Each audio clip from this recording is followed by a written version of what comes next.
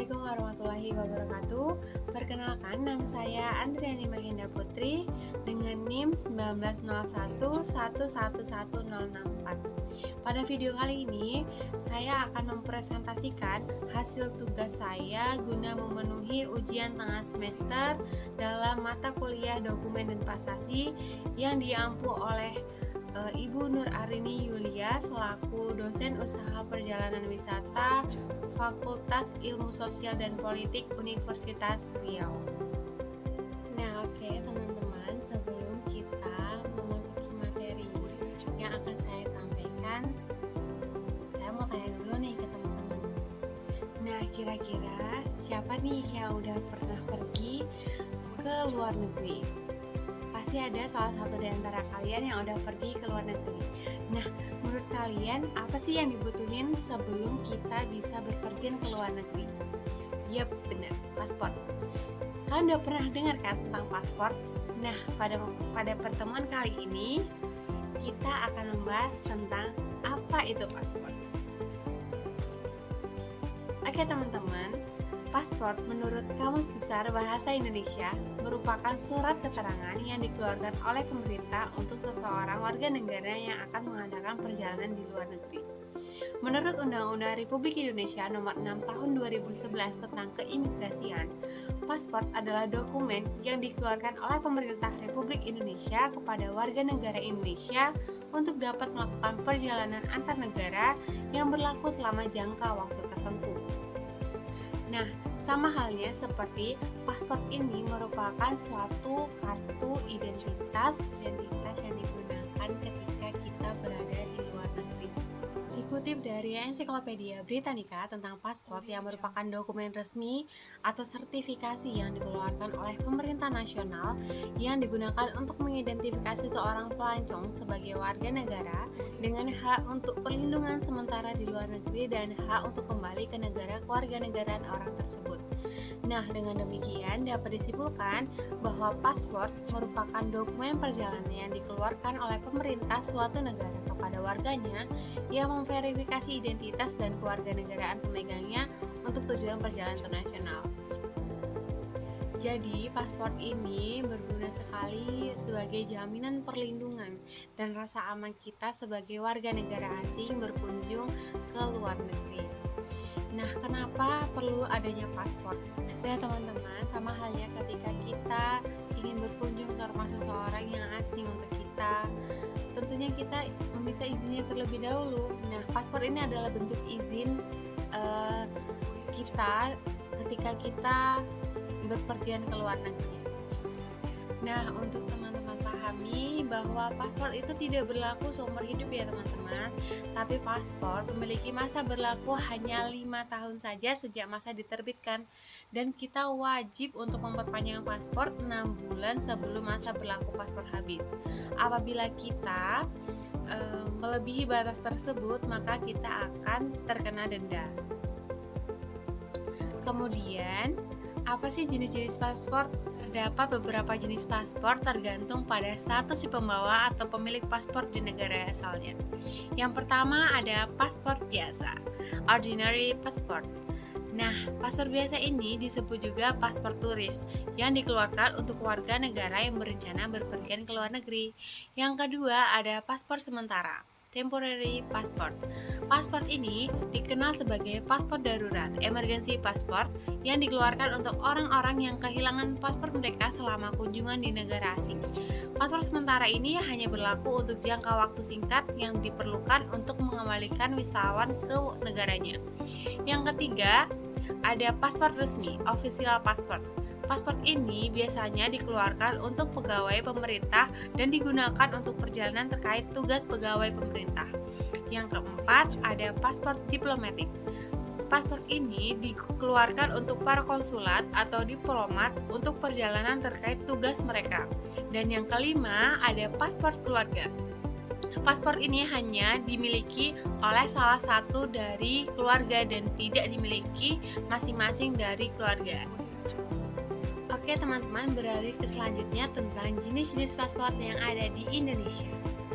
Beberapa macam jenis paspor yang ada di Indonesia yang dikeluarkan oleh lembaga yang berbeda-beda. Yang pertama, ada paspor umum. Paspor umum ini berwarna hijau dan dua jenis yang berbeda di jumlah halamannya. Dikeluarkan oleh Ditjen Imigrasi, Departemen Hukum dan Perundang-undangan. Yang kedua, ada paspor dinas atau kedinasan. Bersampul biru dikeluarkan oleh Departemen Luar Negeri yang digunakan khusus oleh orang yang bekerja atau berdinas di pemerintah. Dan yang ketiga, ada paspor diplomatik.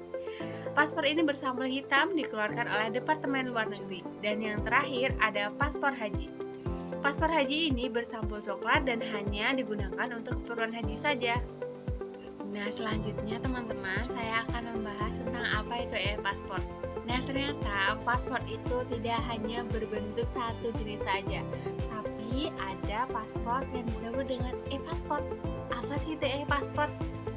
Nah, e-paspor atau electronic passport atau paspor elektronik merupakan booklet paspor reguler yang berisi chip elektronik di sampulnya.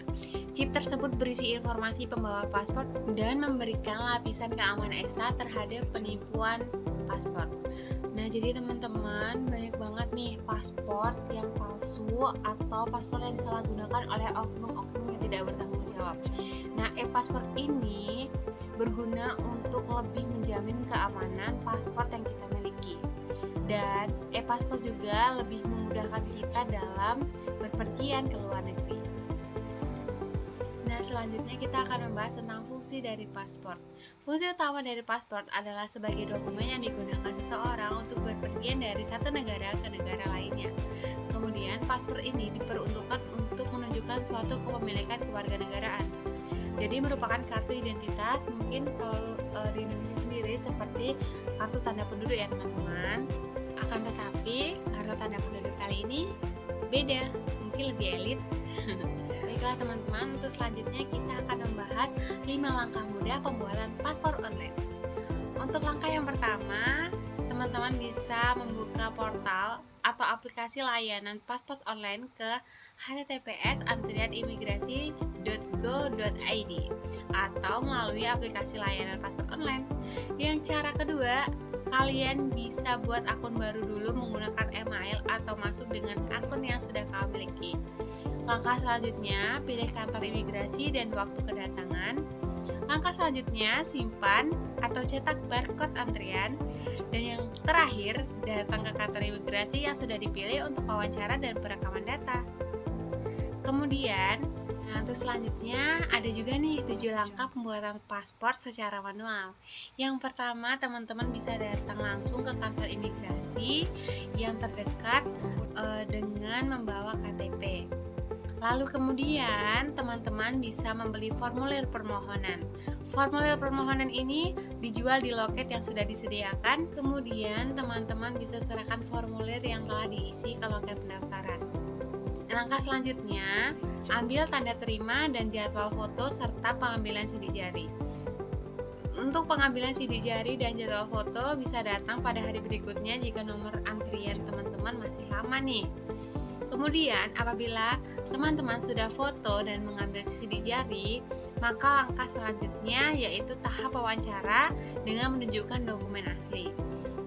Nah, langkah yang keenam, setelah selesai tahap wawancara, langkah selanjutnya adalah membayar buku paspor dan menandatangani buku paspor serta meminta informasi kapan jadwal pengambilan paspor yang sudah selesai.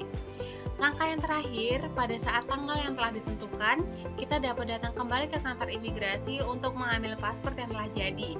Biasanya dalam waktu seminggu, paspor baru akan selesai dan bisa diambil.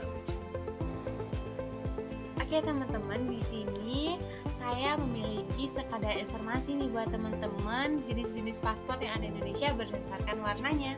Seperti yang sudah saya jelaskan sebelumnya, jika ada paspor berwarna hitam berarti paspor diplomatik, paspor bersampul biru, paspor dinas, paspor bersampul hijau merupakan paspor biasa.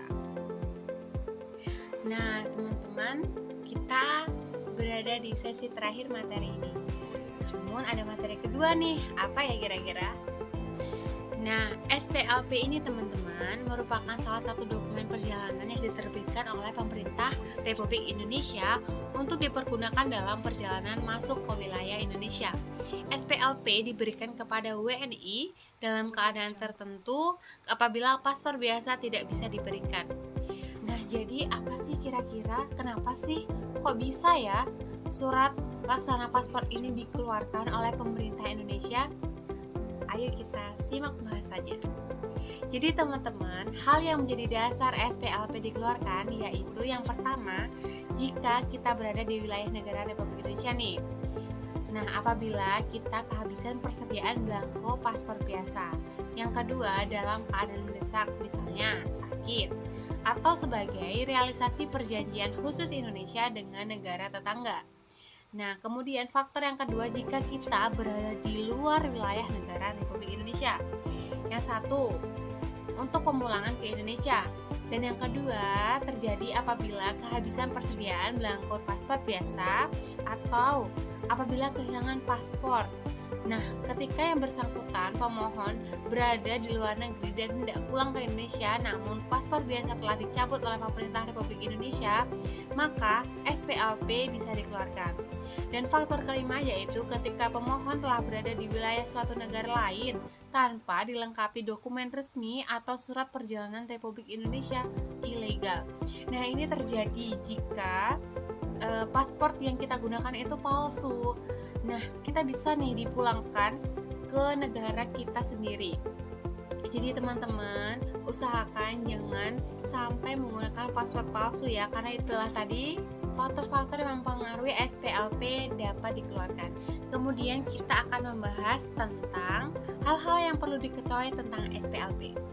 Yang pertama, permintaan SPLP untuk WNI bisa diajukan kepada menteri atau pejabat imigrasi yang ditunjuk bagi WNI yang bertempat tinggal atau berada di wilayah negara Republik Indonesia.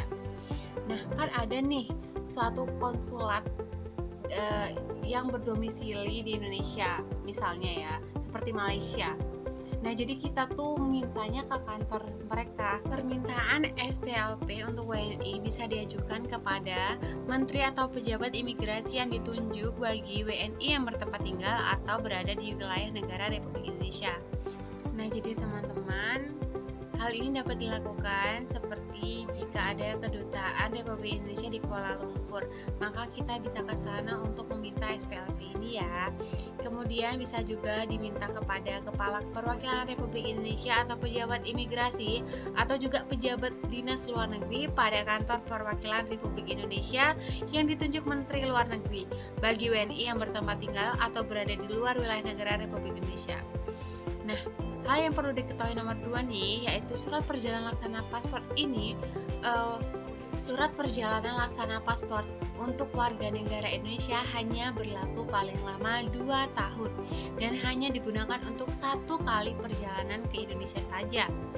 Lalu yang ketiga, prosedur dan persyaratan pembuatan surat perjalanan laksana paspor untuk WNI ini berfungsi untuk menggantikan paspor, maka prosedur dan persyaratannya sama dengan paspor biasa. Selanjutnya, kita akan membahas dokumen persyaratan pembuatan surat perjalanan laksana paspor. Yang pertama, KTP Republik Indonesia yang masih berlaku atau yang sudah tidak berlaku lagi, yang telah difotokopi, atau surat keterangan lainnya yang pernah diterbitkan oleh pemerintah Republik Indonesia yang menyatakan bahwa pemohon adalah warga negara Indonesia. Yang kedua, ada surat keterangan atau identitas pemohon dari negara setempat. Yang ketiga, surat keterangan dari instansi terkait di negara setempat. Oke, selanjutnya persyaratan pembuatan surat perjalanan laksana paspor (SPLP). Nah, tahapannya nih atau syarat pembuatan SPLP adalah sebagai berikut. Hal yang pertama, silakan teman-teman mendaftar dulu pada aplikasi antrian KBRI KL, yaitu https://antrian www.kbrikl.id seperti yang saya sudah tulis di sini dan memilih pelayanan SPLB. Persyaratannya adalah membawa paspor yang masih berlaku atau telah habis berlaku jika ada. Jika Anda tidak memiliki paspor, harap membawa dokumen kartu tanda penduduk KTP, surat lahir atau kartu keluarga, dan yang tidak memiliki dokumen sama sekali silakan merujuk ke bagian atasnya hukum terlebih dahulu. Yang kedua, untuk pemohon yang membawa anak yang tidak memiliki dokumen dan dokumennya kurang lengkap, silakan merujuk ke bagian atas hukum dan fungsi konsuler. Biaya pembuatan SPLP per orang adalah 30 Rm. Nah, teman-teman, itulah tadi penjelasan tentang dua materi saya. Yang pertama tentang paspor, yang kedua tentang surat laksana paspor. Oke teman-teman sekalian, terima kasih untuk teman-teman yang sudah menonton video saya, semoga bermanfaat. Nah, bagi teman-teman yang ingin bertanya atau memberikan saran dan kritik, silahkan tulis di kolom komentar. Jangan lupa follow akun Instagram saya Mahendra, dan jangan lupa untuk subscribe channel YouTube saya Adriana Mahendra Putri. Dan ingat, satu perubahan menimbulkan banyak perbedaan. Terima kasih sudah mengklik video ini. See you. Wassalamualaikum warahmatullahi wabarakatuh. Salam pariwisata.